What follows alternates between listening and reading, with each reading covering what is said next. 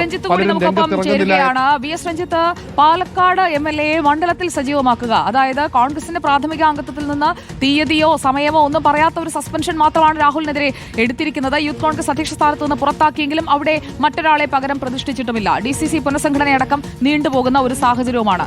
ഇവിടെ യഥാർത്ഥത്തിൽ രാഹുൽ മാങ്കൂട്ടത്തിലിന് പാർട്ടിയുടെ കൂടി അറിവോടുകൂടി തന്നെയുള്ള ഒരു യാത്രയാണോ ഇപ്പോൾ പാലക്കാട് നമ്മൾ കണ്ടുകൊണ്ടിരിക്കുന്നത്?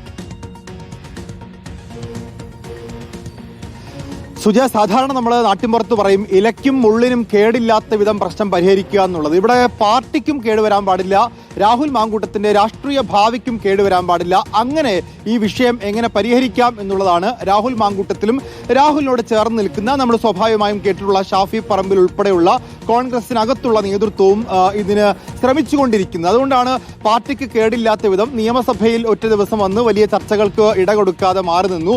അതോടൊപ്പം അദ്ദേഹം MLA എന്ന രീതിയിൽ മണ്ഡലത്തിലേക്ക് എത്തിയില്ല എങ്കിൽ അദ്ദേഹത്തിന്റെ രാഷ്ട്രീയ ഭാവിയെ തന്നെ അത് വലിയ തോതിൽ ബാധിക്കും. അതുകൊണ്ട് ആ രാഷ്ട്രീയ ഭാവിയെ ബാധിക്കാത്ത വിധത്തിൽ, പാലക്കാട് മണ്ഡലത്തിൽ കോൺഗ്രസിന്റെ ഭാവിയെ ബാധിക്കാത്ത വിധത്തിൽ അദ്ദേഹം കോൺഗ്രസ് MLA എന്ന രീതിയിൽ മണ്ഡലത്തിൽ സജീവമാകണം എന്നൊരു തീരുമാനത്തിലേക്ക് എത്തുന്നു. അങ്ങനെ അവിടേക്ക് എത്തുന്നു.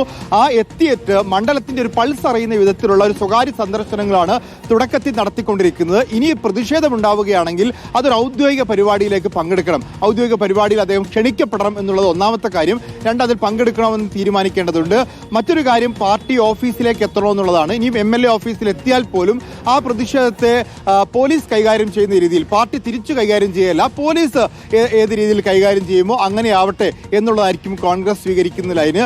കോൺഗ്രസിന്റെ രാഷ്ട്രീയ ഭാവിക്ക്, അതായത് UDF അധികാരത്തിൽ തിരിച്ചു വരണമെന്ന് അവർ ആഗ്രഹിക്കുന്നുണ്ട്. അങ്ങനെ കോൺഗ്രസിന്റെ ഇമേജിന് കോട്ടം തട്ടിക്കുന്ന രീതിയിൽ രാഹുൽ മാങ്കൂട്ടത്തിൽ പോകാൻ പാടില്ല. എന്നാൽ രാഹുൽ മാങ്കൂട്ടത്തെ സംബന്ധിച്ച് ഈ കോലാഹലങ്ങളൊക്കെ ഒടുങ്ങുമ്പോൾ, ഈ ആരോപണ പ്രത്യാരോപണങ്ങളൊക്കെ അവസാനിക്കുന്ന ഒരു ഘട്ടത്തിൽ തിരിച്ചു വരണമെന്ന് രാഹുലിനോട് ചേർന്ന് നിൽക്കുന്നവരും ആഗ്രഹിക്കുന്നുണ്ട്. അങ്ങനെ വഴിയൊരുക്കലാണ് ഇന്ന് പാലക്കാട്ട് രാവിലെ മുതൽ നമ്മൾ കണ്ടുകൊണ്ടിരിക്കുന്നത്. രാഹുൽ മാങ്കൂട്ടത്തിൽ പാലക്കാട്ട് എത്തിയിരിക്കുന്നു. ഒപ്പം KSU ജില്ലാ അധ്യക്ഷനുണ്ട്. ഇനിയിപ്പോൾ കുറെ വീടുകളിൽ ഒക്കെ കയറി അവിടെ മണ്ഡലത്തിൽ പതിയെ സജീവമാവുകയാണ് രാഹുൽ മാങ്കൂട്ടത്തിൽ.